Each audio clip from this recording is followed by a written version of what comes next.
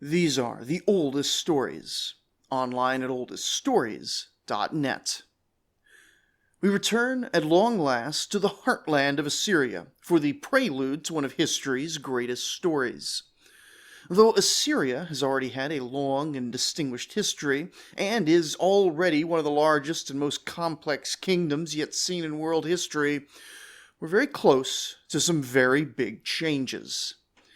Our starting point, the year 783 BCE, is not itself a pivotal year. It's just the year that Adad-Nirari III passed away and was replaced by his oldest son, Shalmaneser IV. At the same time as this, the Mediterranean is dominated by Greek and Phoenician colonies that now ring the entire sea and stretch from Russia to Morocco.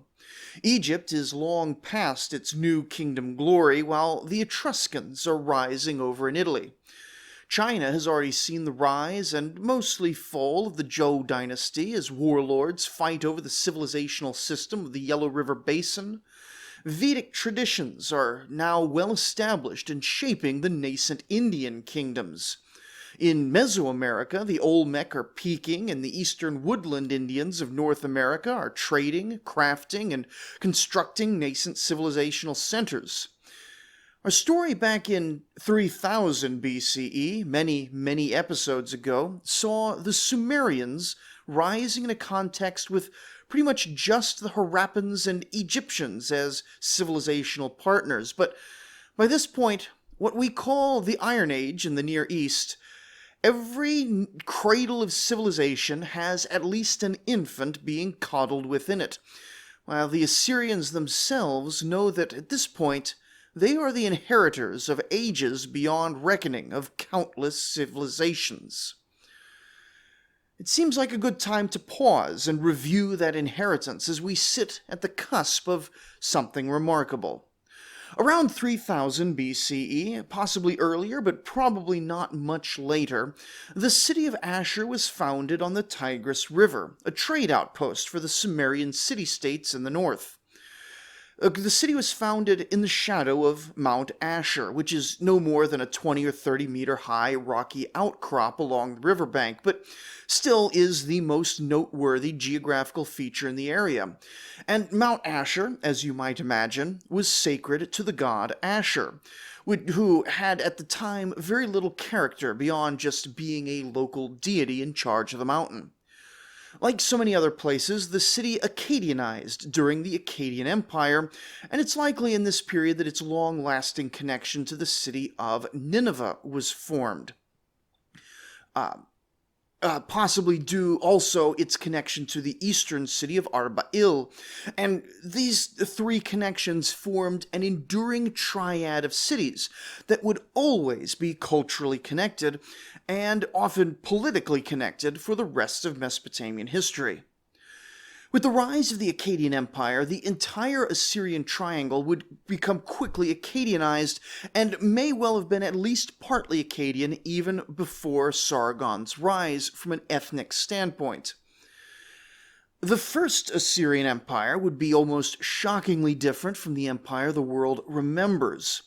Emerging in the Middle Bronze Age following the disruptive entrance of the Amorites, a Western Semitic people, into Mesopotamia, the city of Ashur alone was able to resist Amorite domination and maintain its Akkadian character.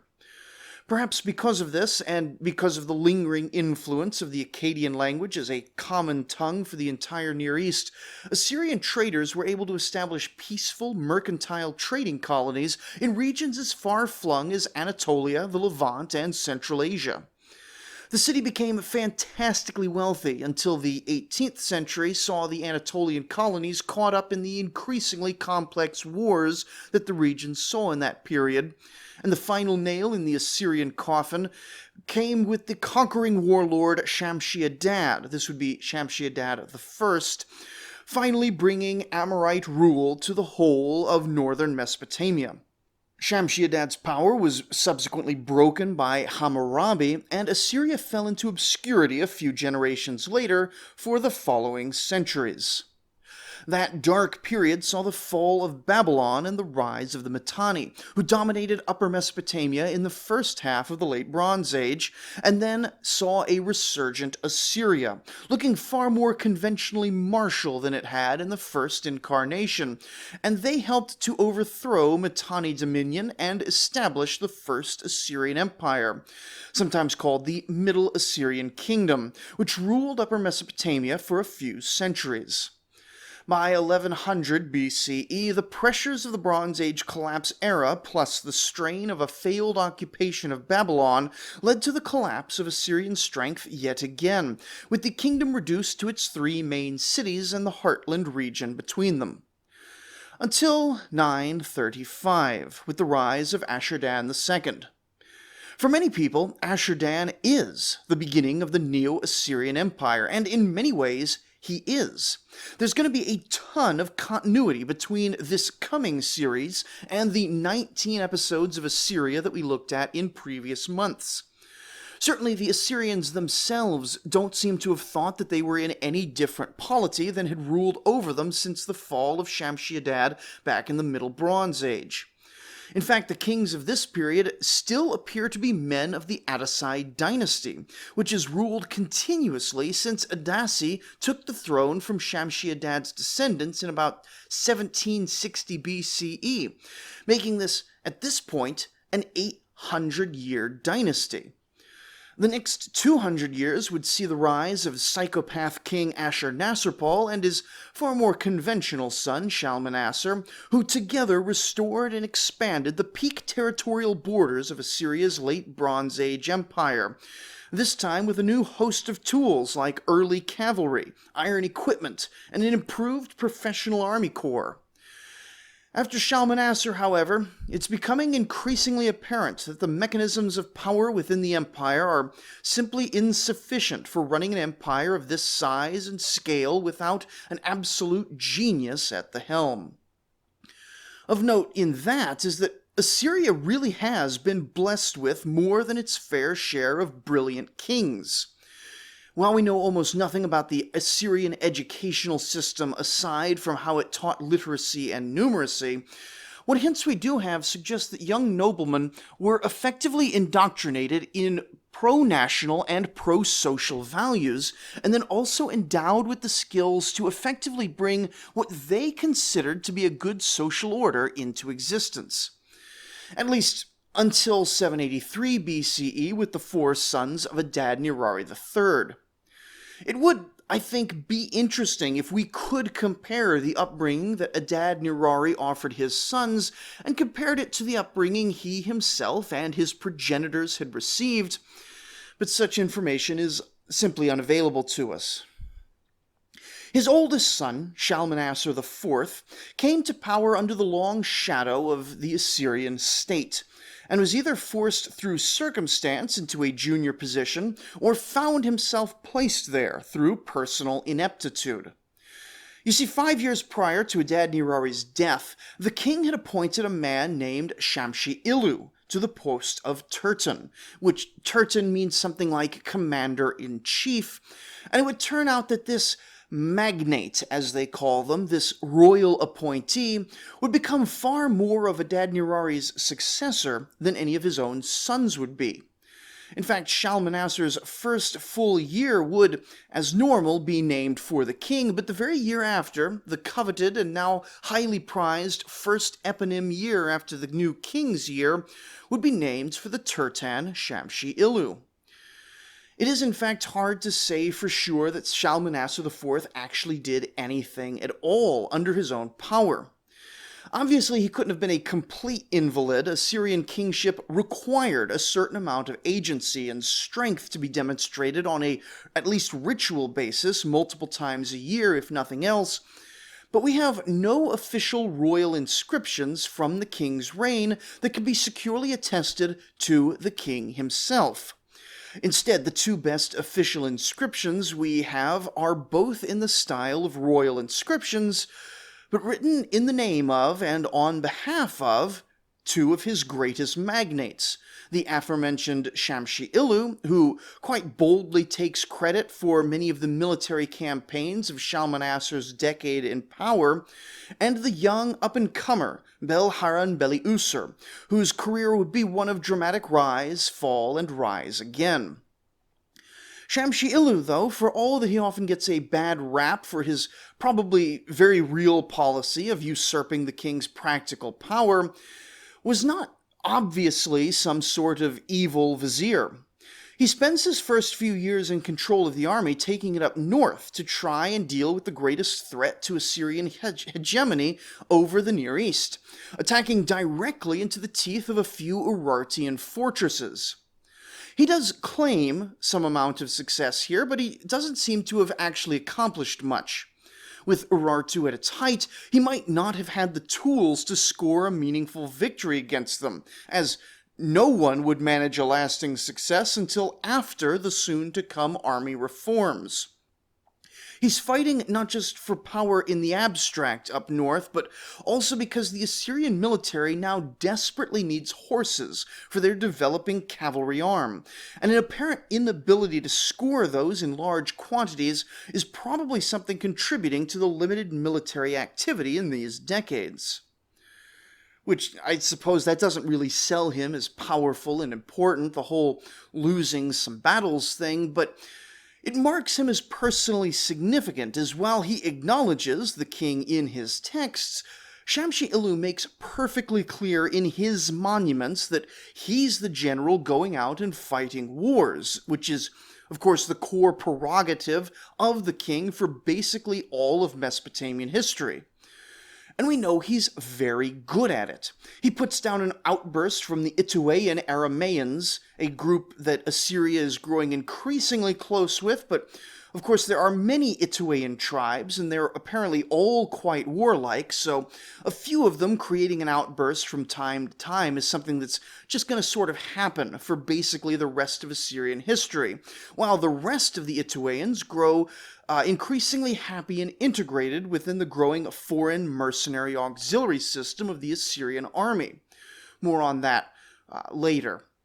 Shamshi-Ilu also takes the army to Lebanon for what sounds like it may have been a plunder-collecting expedition that attempted to also salvage the collapsing diplomatic situation out west.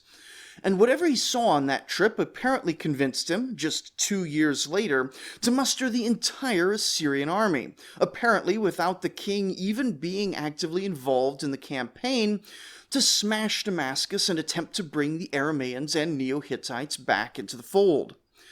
It was a militarily successful campaign, but at best it only slowed the disintegration of vassalages out west. Again, Shamshi-Ilu is using the tools available to the Assyrian Empire at the time. He hasn't got the authority to really think outside the box like later kings will be able to, and he might not have had the resources to bring the full might of Assyria to bear like the previous kings were able to do. But even as the vassalage system is collapsing, now that foreign kings no longer have any respect for the Assyrian king, the system of the Assyrian heartland is as strong as ever at this point, possibly even stronger. This is very much the age of the magnates, the governors and important men rather than the king. And each magnate's personal success and influence was directly tied to their ability to improve their house and their holdings.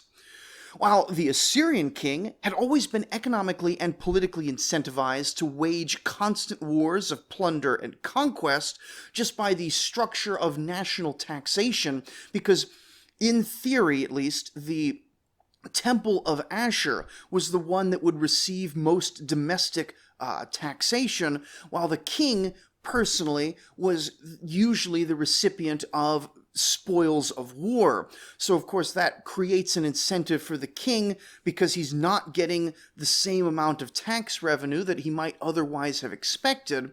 He incentivizes him to go out and just wage constant war from an economic perspective. The magnates, however, were much more strongly incentivized just by the nature of their incomes and power sources to tend their personal fiefdoms like gardens, slowly improving them through the maintenance of general order and the construction of logistical and productive improvements and the fostering of religious institutions. Even as the king becomes less powerful in these decades, and very real problems are starting to arise from that, the magnates are keeping their own ships as steady as they can manage. The overall effect in these decades seems to be that while some pretty rough things will happen and the empire as an institution will go into decline, the economic prosperity of the heartland and Habara regions will be able to solidify itself. It's like the people of Assyria are being gifted a few mostly peaceful decades in which they can build, sort of an era of consolidation that's probably badly needed after the last century of conquest, and which will itself serve as the foundation for another century of unrivaled dominance. Shalmaneser IV dies in 772 BCE, apparently without a son of his own and having accomplished very little. It's because he leaves behind no accomplishments, not even the very human accomplishment of fathering a baby, that people wonder if perhaps he was, in fact, disabled to some degree. More likely, however, is that the children he did have simply perished due to the harsh era in which he lived, or were just way too young. He was, therefore, succeeded by his brother, Assur-Dan III, who manages the curious trick of ruling longer than his brother, and yet still finding a way of being even more of a non-entity than Shalmaneser IV had been. The story in this age is again really Shamshi-Ilu's story. He gets the first eponym year after the king's again, and he will eventually have 3 separate years named after him across his career, more than any individual Assyrian king. His relative, probably a daughter, appears to have married Assur-Dan III, tying him even more closely to the royal house. Shamshi-Ilu was, of course, already a nobleman of high birth before this, but he has, with all this, secured for himself basically all the power he can hold in his hands, short of usurping the throne directly, something he's never seen to attempt. But he's not the only powerful man. Out in the west, we already mentioned a governor named Bel-Harran-Beli-Usur, who was probably a key figure in the loss of the vassals who are further west than he is. He's likely involved in a pretty significant retrenchment of defensive strength, tied on one hand to the increasing wealth of the western part of the empire proper, and on the other hand to the collapse of Assyrian authority past the Euphrates River. As the governor of an absolutely massive chunk of western territory, and neighboring both the unsettled Levant and the region of the Middle Euphrates that has recently become the independent kingdom of Suhu, and also now starting to suffer camel raids from the Arabs who've only recently mastered the ability to strike out from the desert in ways that even previous nomads had struggled with, Bel-Harran-Beli-Usur has both the means and very much the need to defend his lands. To that end, he takes what had previously been a royal prerogative and founds a fortress city in his own name and takes much more direct control of the local garrison forces, probably even raising his own defenses beyond what a governor would have normally controlled. In a royal voice, he even declares that his personal city would be eternally exempt from all taxes and levies, the act of a king in all but name. Bel-Harran-Beli-Usur spares little thought for controlling anything outside his own borders. That's the responsibility of a king, after all, and therefore, through that, likely contributes to the loss of the western vassals by pulling resources into his own western territories. I wonder if it also played a role in the longevity of Suhu, the rebel territory on the Middle Euphrates that we looked at a couple months ago, but I don't really know either way. What he does become, however, is a very important firebreak. The decay of the Assyrian Empire does not appear to worsen anywhere east of his border. Of course, most of his legacy is the question of his political ambitions. At some point during the Age of the Magnates, Bel-Harran-Beli-Usur appears to lose his position and fall victim of a damnatio edict where at least some of his names are scratched out of official records.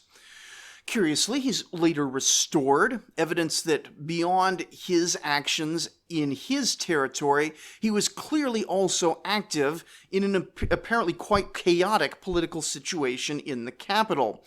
And it was a situation that he didn't always come out on top of, but did manage to survive a long time, despite not always winning. A lot of the time, when you lose, you don't get another chance, but Bel-Harran-Beli-Usur was clever enough to keep on going. Says something about him. Now that politics could have affected record-keeping in this period, like with that damnatio edict, is the sign of an actually fairly serious breakdown of social norms, specifically among the upper classes. Throughout Mesopotamian history, historical records are never fully neutral. They're always written from the perspective of the powerful members of a kingdom, but for all the massaging, they typically do an admirable job of recording what was actually happening, to the extent that they're often silent when they can't make a situation look good, rather than just fabricating things as we sometimes see from Greek and Egyptian records. This comes, I think, from the accounting roots of all scribal education. Even a royal scribe was spending 90% of his time on economic and legal records, things which are not to be fudged at the risk of severe social and legal consequences. The written record was not quite a sacred and inviolable temple, but it was still held in extremely high regard by the scribes who made their living through the power of these records and their reliability. During this period, though, even something as fundamental as the eponym lists show signs of tampering with, as if later scribes came in and adjusted certain years to deny the lasting religious and political fame to certain Limu officials who later fell out of favor.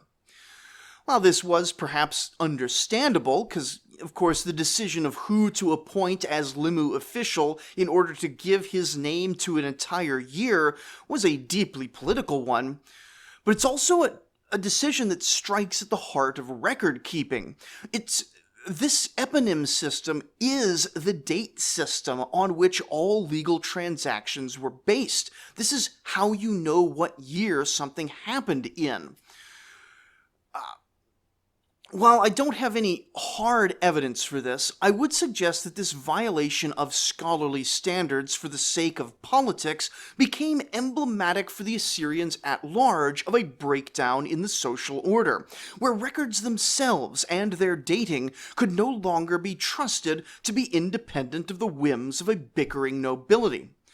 It's hugely important culturally for Mesopotamians to feel like they're living in a stable and ancient social order, where things are regular, predictable, and profoundly conservative. I would suggest that this is why one of Tiglath-Pileser's first reforms will be to remove politics entirely from the selection of Limu officials, replacing it instead with a fixed order of offices, king first, then high court officials in sequence, then governors in a set order. Because it's in the reign of Assur-Dan III that the Assyrian order really starts to fall apart, and not just in these symbolic ways.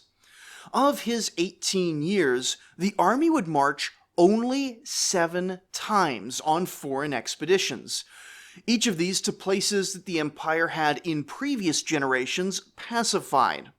In the other 11 years, the kingdom was so paralyzed, either by a failure of the royal treasury to properly supply the army, or by internal politicking, that it simply couldn't march out, despite no other apparent obstruction in 5 of these years. And then 2 more years, 765 and 759, were completely dominated by outbreaks of plague so massive that very little business of any sort is recorded for these years at all. Then, in 763, the sun vanished from the sky. For historians, of course, this is great, since, of course, this is the solar eclipse of Bur-Sagile, and we're able to precisely date that event to the hour, thanks to astronomical calculations, and thus everything in the entire Neo-Assyrian period can also be precisely dated in reference to that. But for the Assyrians, it seems that the solar eclipse unleashed a bout of madness into their already shaky world. A palace revolt would break out in its wake, and perhaps still going on when a second revolt in Arrapha further destabilized the regime. 2 years later, with no clear indication that either of the previous revolts had actually ceased, we hear that Guzana also revolted, taking probably a decent chunk of the northwest with it. The fire of revolt sparked by the eclipse would only be smothered with the advent of the second plague in 759, and the year after that the army marched to Guzana, probably under Turtan Shamshi-Ilu, not the king himself, to restore what could be restored of the kingdom. The next 3 years record nothing but peace, a sign that the Assyrian army and state was so exhausted that there was simply no way they could go out to deal with even one of the multiple hostile threats surrounding them. This was a time of profound religious terror among the people of Assyria. We hear of official declarations of prayer, mourning, and fasting, and Assur-Dan spent at least some of his very limited resources improving some temples. Much of what we know was, of course, dedicated to the god Ashur, but all the gods were sought out and appeased as best as possible, for such chaos in the world could only be the product of deep displeasure in the heavens. By a coincidence of history, you could say, this also happened to be the time of significant development for the cult of Yahweh in Jerusalem, and the very best secular explanation for the book of Jonah's mission to Nineveh is that he presented to the Assyrians as an exotic preacher from the far west with an unusual god, making just the right sort of claims about divine anger to resonate with at least a portion of the Assyrian population. There is no historical suggestion that any significant number of Assyrians ever accepted the biblical monolatry of Yahweh, but as a polytheist people, especially one who might be uncertain about Ashur's might in this time, they would have had no problem attempting to appease this foreign angry god with prayer and fasting for a period, and then, like so many other Yahwists throughout history, forgetting about their divine patron once the hard times had passed and prosperity had returned. Jonah's mission is, at the very least, plausible under that lens, even as our current prophetic book does show signs of the same sort of massaging to favor a particular worldview as so many other ancient Near Eastern texts show. Now, Assur-Dan's year and circumstances of death are highly uncertain, thanks in part to the inconsistent year lists around this time, as discussed earlier.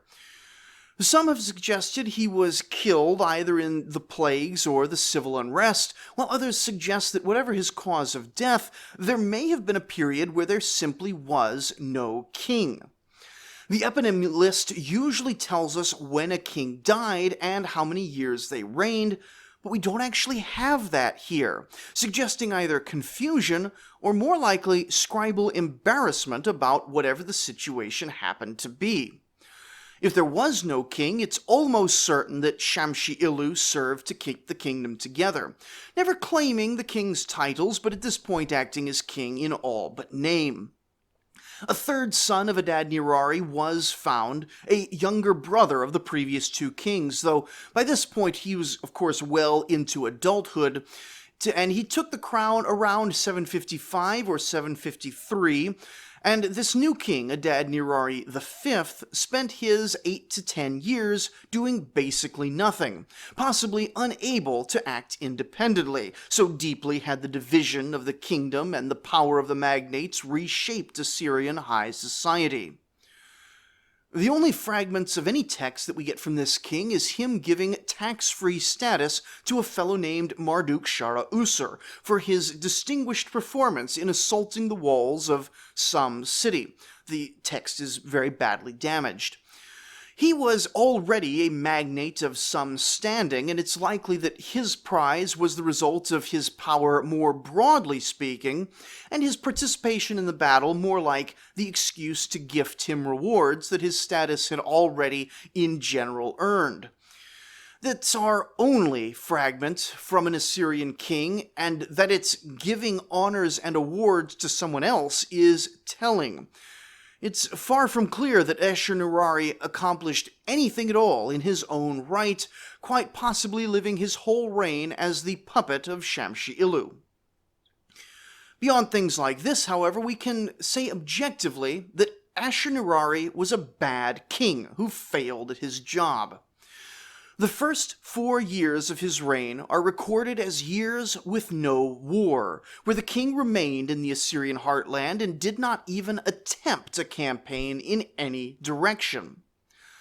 We don't have any explanation for this inexcusable, irresponsible, and impious years of peace.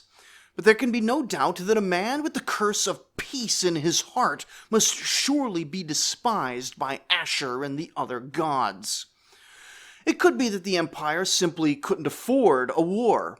It could be that the court was so divided against itself that it wasn't safe to leave Kalhu.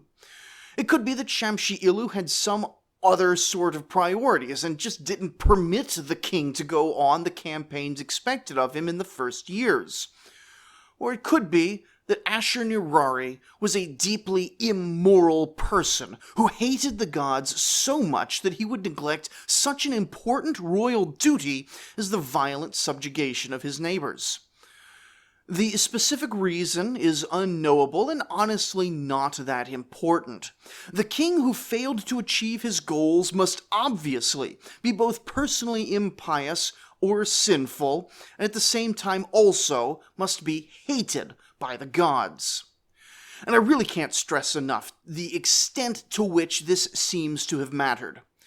Under the previous king, the gods were clearly upset, and no matter how important Shamshi-Ilu became in the actual political order, it was still the Assyrian king who was the religious conduit between Ashur and the Assyrian lands and peoples. But for this king, right after so much chaos in the previous decades, to have neglected so fundamental a duty as the need to conquer, that just showed that he both hated God and was hated by God in return. And at that point, it didn't even really matter what his tax rates or his construction policies were. It didn't matter that in later years he did attempt a campaign out in Namri. Fundamentally, if God hates your king, this is very much the only thing that matters on a political level in your kingdom. And the Assyrian people as a whole were keenly aware of this lack in their leadership. The previous decades had been rough ones, obvious indicators of divine disfavor. But the nation, it seems, had been willing to try prayer and fasting. Not just, of course, for Yahweh. They had been undertaking prayer and fasting directed at multiple gods throughout their entire pantheon, without any clear signs of success. But the rot was visible at the top now, and there is, and has always been, only one solution to that.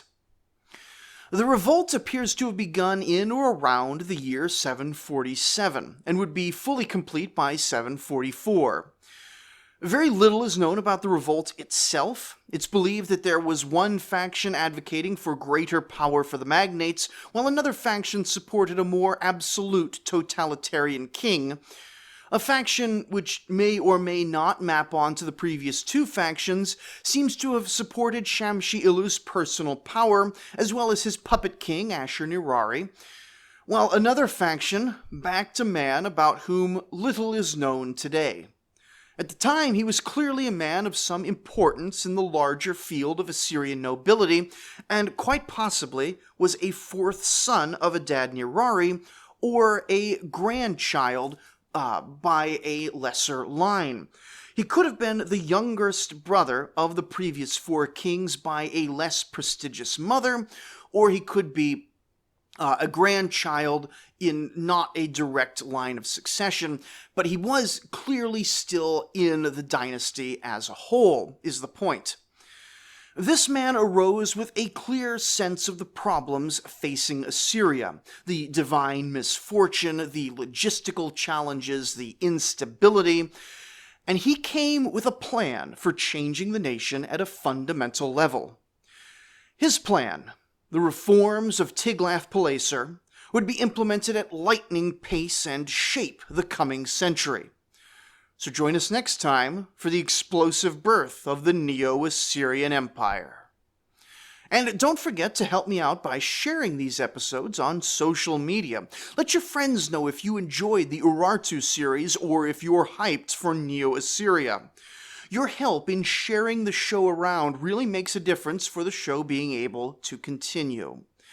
It's going to be good. We got a lot coming up. It's going to be dense and thick and full of war and reforms and good stuff.